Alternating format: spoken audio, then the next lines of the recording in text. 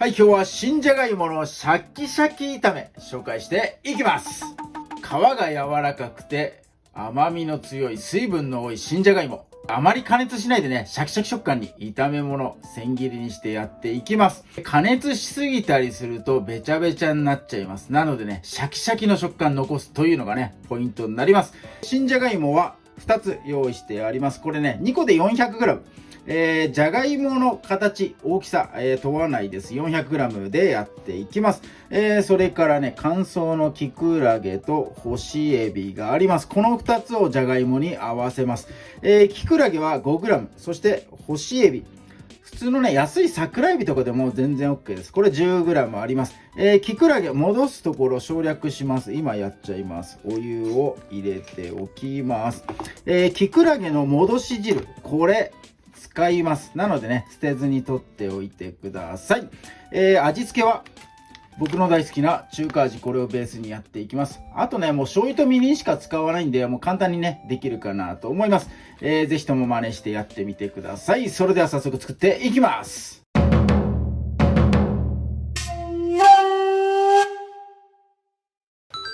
はい、ではじゃがいも切っていきます。皮ごと使います。水洗いをしました。ざっくりね。皮気になる人は剥いてもらって結構です。ですが、アルミホイルでこすったりしてね、皮若干残したりすると美味しいかもしれません。その辺はお好みでやってください。まずもう半分にしちゃいます。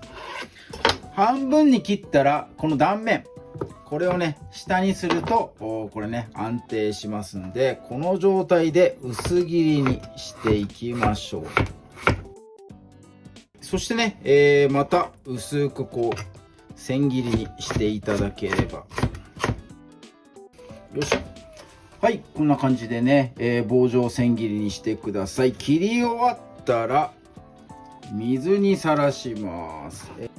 はい、切り終わってすぐの状態、ものすごく濁っております。はい、これ水をじゃんじゃかね変えて、透明になるまでね、洗っていくという感じで、水洗い、お米を研ぐような、こんな感じでね、水を変えながら、でんぷん抜いてもらえるといいかなと思います。はい、お水透明になったらね、もうしっかりと水気切ってください。キッチンペーパー等で挟んだりして水気抜く必要はないです。もうね、しっかりと麺の湯切りみたいにね、こうざるで、水を切ってもらえれば OK かなと思います。はい、戻し終わったきくらげです。この水をね、切ります。きくらげはちょっとね、大きかったりしたら、これね、手でちぎれるんで、包丁じゃなくてね、もう手でこう好きな大きさにちぎってやってください。よいしょ。よし、こんなもんかな。はい、そして、この戻し汁ですね。だいたい 100ml 弱ぐらいかな、あります。ここにあらかじめね、もう味付きの、汁、味をつけるね、汁、溶いておきます。今日はね、結構もうべちゃべちゃになりやすいんで、味付けはね、この先に溶いておいて、簡素化するということでね、やっていきます。今入れたのは中華味ですね。小さじ1杯です。それからみりん。大さじ2杯に、よいしょ。醤油。これも大さじ2杯です。よいしょ。中華味をね、溶かしたいので、このきくらげの戻し汁、お湯の状態、あったかいうちにね、こうやってもらえると混ざりやすいかなと思います。はい、完了です。はい、ではフライパンで炒めていきます。火加減中火です。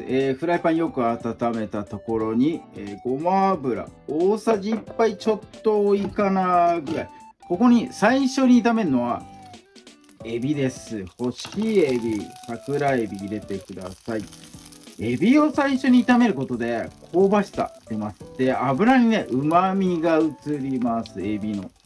なのでね、最初に入れてやってください。もう30秒ぐらい炒めればもう OK かなと思います。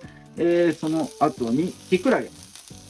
きくらげに、ね、油を絡めてやる。よし、OK。そしたらもう、じゃがいもです。水気をよく切った千千切りにしたね、じゃがいもを入れていきます。